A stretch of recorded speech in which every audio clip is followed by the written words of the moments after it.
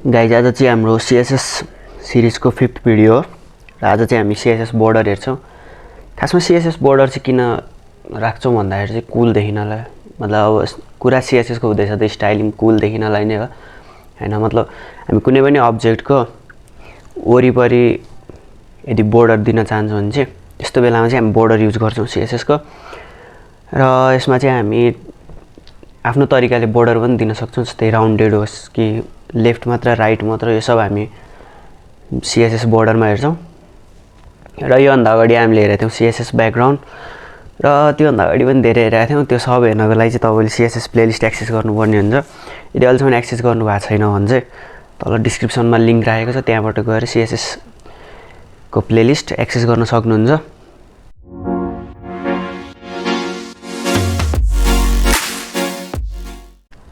र आज चाहिँ हामी CSS बोर्डरको बारेमा बुझ्न गइरहेछौँ।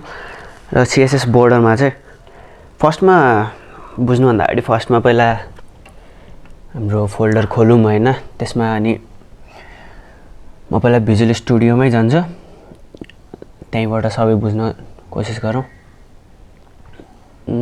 मैले यहाँबाट टर्मिनल खोलेँ। यदि तपाईँ टर्मिनल जुन फोल्डरको लोकेसनमा हुनुहुन्छ त्यहाँबाट यदि टर्मिनल खोल्नुहुन्छ, चाहे CMD पावरसेल जे खोल्नुहुन्छ, त्यहाँबाट चाहिँ अनि कोड डट हान्नुभयो भने त्यो फोल्डर चाहिँ हाम्रो भिजुअल स्टुडियो कोडमा चाहिँ ओपन हुन्छ। र अब यसमा चाहिँ हामी कोड गर्छौँ। यो हाम्रो अस्तिको भिडियो हो, त्यसलाई चाहिँ म कमेन्ट आउट गरिदिन्छु। अस्ति हामीले सब हेरेका थियौँ, अहिलेको लागि कमेन्ट आउट। यो सबै डिलिट। Body HTML। आज हामी सिक्छौँ बोर्डरको बारेमा। बोर्डरको बारेमा सिक्नको लागि चाहिँ हामी यहाँ एउटा डिभ बनाउँछौँ। डिभभित्र चाहिँ के लेख्छौँ भन्दाखेरि we are going to learn CSS। We are going to learn CSS border। Grammar राम्रो छैन तर म्यानेज गर्दिनँ होला हैन। यहाँनिर म लेखिदिन्छु CSS border। फर्स्टमा हामी यसलाई म्यानेज गरिहालौँ हैन। यहाँ एउटा म फाइल पनि क्रिएट गरिदिन्छु स्टाइल 5 नाम दिएर। र अब हामी जे पनि काम गर्छौँ स्टाइल 5 भित्र नै गर्छौँ। अहिले म सबै बन्द गरिदिन्छु। हल्का टेक्स्टलाई पनि ठुलो बनाइन्छ, तपाईलाई पनि देख्न सजिलो हुन्छ। अहिले हटाइन्छ र यहाँ जति टेक्स्ट छ यो पनि हटाइन्छ। अब हामी CSS एड गरौँ, CSS। त्यसपछि यसलाई हामी लाइभ सर्भर थ्रु डाइरेक्टली ब्राउजरमा ओपन गर्छौँ। र ब्राउजरमा ओपन हुनेलाई छ, देख्नु हाम्रो ब्राउजरमा ओपन भइसकेको छ, जसमा तपाईँ देख्न सक्नुहुन्छ we are going to learn CSS border. जुनमा आज कुनै पनि बोर्डरै छैन। जुनमा फर्स्टमा त हामी राखौँ डिभमा ब्याकग्राउन्ड कलर नै राखौँ रेड। देख्न सक्नुहुन्छ रेड आइसकेको छ। र विथ फिट कन्टेन्ट, जसले गर्दाखेरि चाहिँ यो बढी भएको कुरा चाहिँ ठ्याक्क म्यानेजेसन। र अब यसमा हामी बोर्डर राख्छौँ भने तपाईँलाई ठ्याक्क क्लियरली देख्न सक्नुहुन्छ। यसमा अब हामी बोर्डर राख्छौँ। बोर्डर नर्मल्ली यतिकै राख्न सक्नुहुन्छ, जस्तै 2 पिक्सल। Solid black. यो चाहिँ हाम्रो सर्ट एन्ड बोर्डर राख्ने तरिका भयो, जुन चाहिँ तपाईँले देख्न सक्नुहुन्छ। यहाँ यस्तो भइरहेको छैन। यो कुरालाई चाहिँ तपाईँले नर्मल बोर्डरको फर्स्टमा विथ 2 पिक्सल अनि त्यसपछि बोर्डर स्टाइल सलिड अनि बोर्डर कलर ब्ल्याक, यो गर्नुभयो भने पनि काम तपाईँको सेम नै गर्छ, देख्न सक्नुहुन्छ। र बोर्डरमा हामी अर्को के हेर्छौँ भन्दाखेरि चाहिँ बोर्डरको स्टाइल चाहिँ हामी थरी थरी राख्न सक्छौँ। फर्स्टमा विथ हेरौँ, हामी 2 राखेका छौँ, अहिले 0 छ। यहाँ 2 थियो, यो थियो।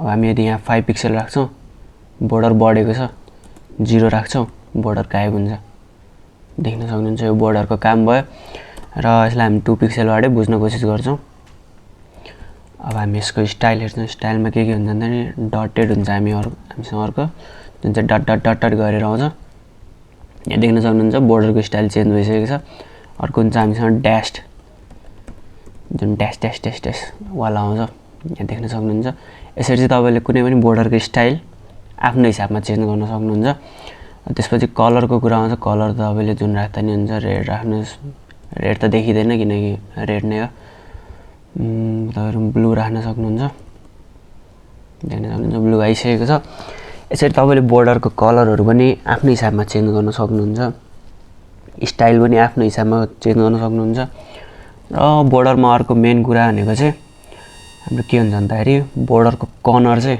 राउन्डेड बनाउने कि नर्मल राख्ने भन्ने हुन्छ अहिलेलाई यो म ड्याश हटाएर सोलिड राख्दिन्छु तपाईलाई बुझ्न सजिलो हुन्छ देख्न सक्नुहुन्छ सोलिड यस्तो आइसकेको छ अब यो कर्नरलाई चाहिँ हामी चेन्ज गर्न सक्छौं पहिला हामी हेर्छौं बोर्डरको कर्नरहरु कसरी राख्न सकिन्छ जस्तै लाइक कर्भ बनाउन कसरी सकिन्छ त्यो हेर्छौं है त त्यसको लागि चाहिँ हामीसँग एउटा प्रोपर्टी छ CSS मा बोर्डर रेडियस जसमा चाहिँ तपाई आफ्नो हिसाबले राख्न सक्नुहुन्छ जस्तै मैले 10 पिक्सल राखे नि सबै ठाउँमा 10 पिक्सलको बोर्डर आइसकेको छ र त्यसलाई आफ्नो हिसाबले राख्न सक्नुहुन्छ जस्तै बोर्डर रेडियस 10 पिक्सल 0 पिक्सल राख्दै हो नि तपाई देख्न सक्नुहुन्छ यताको र यताको 10 पिक्सल छ र यताको 0 छ किनकि हामीले बोर्डर राख्छौं भने चाहिँ यहाँनिर केही पनि छैन हैन म तपाईलाई फर्स्टमा बुझाइन्छ हैन बोर्डरले फर्स्टमा यो कुना लिन्छ त्यसपछि यो लिन्छ अनि यो लिन्छ अनि यो लिन्छ के जस्तै म यहाँ देखाइन्छ तपाईलाई 5 पिक्सल अनि त्यसपछि राइटमा हामी 10 पिक्सल हेर्छौं लेफ्ट अनि बटम राइटमा 0 पिक्सल अनि त्यसपछि बटम लेफ्टमा 15 पिक्सल जस्तै कि तपाईले देख्नु भएको थियो यहाँनिर 5 पिक्सल यो भयो त्यसपछि यहाँनिर 10 पिक्सल यहाँ 0 राखेको थियौ यहाँ 15 राखेको थियौ त्यो हिसाबले चाहिँ आफ्नो हिसाबले म्यानेज गर्न सक्नुहुन्छ या तपाईले यहाँनिर पनि राख्न सक्नुहुन्छ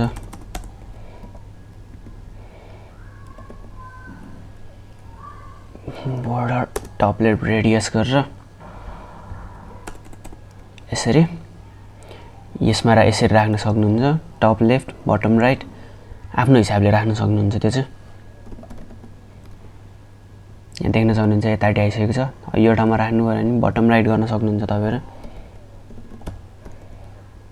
यहाँ देख्न सक्नुहुन्छ यसरी चाहिँ आफ्नो हिसाबले कुन ठाउँमा चाहिँ बोर्डर राख्ने कुन ठाउँमा चाहिँ नराख्ने त्यो आफ्नो हिसाबले मिलाउन सक्नुहुन्छ र पहिला मैले तपाईलाई सिकाएको चाहिँ सर्ट ह्यान्डमा थियो जुन चाहिँ तपाईले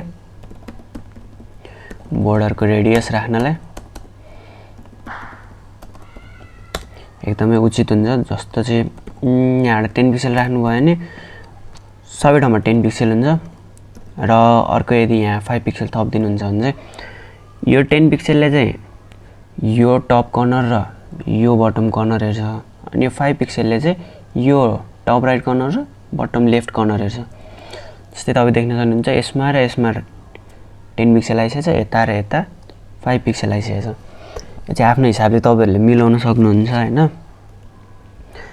अनि अरु त बोर्डरमा त्यति खासै केही पनि छैन तपाईहरुले एकचोटी यदि यसलाई गुगल गरेर हेर्नुहुन्छ भने अझै डिटेलमा सिक्न सक्नुहुन्छ जस्तै स्टाइलमा सोलिड ड्याश अनि डटेड मात्र नभएर अरु पनि हुन्छ त्यो हिसाबले चाहिँ आफ्नो हिसाबले 3D हरुमा पनि राख्न सक्नुहुन्छ त्यो चाहिँ तपाईले गुगल गरेर पनि हेर्न सक्नुहुन्छ र सबै भन्न पनि सकिदैन भिडियो धेरै नै लामो हुन्छ गाइज अहिलेको लागि चाहिँ यति नै बाँकी कुरा हाम्रो अर्को भिडियोमा हुन्छ र अरु भने ल गाइज आजको लागि चाहिँ यति नै भिडियो मन परेमा लाइक गर्दिनुस् च्यानललाई सब्स्क्राइब गर्दिनु अनि आफ्नो साथीहरुसँग शेयर पनि गर्नु होला र हामी CSS को 6th भिडियो चाहिँ अरु दिन नै ल्याउने छौं आजको लागि चाहिँ बोर्डरको बारेमा बुझ्नुस् र यति नै हो धन्यवाद।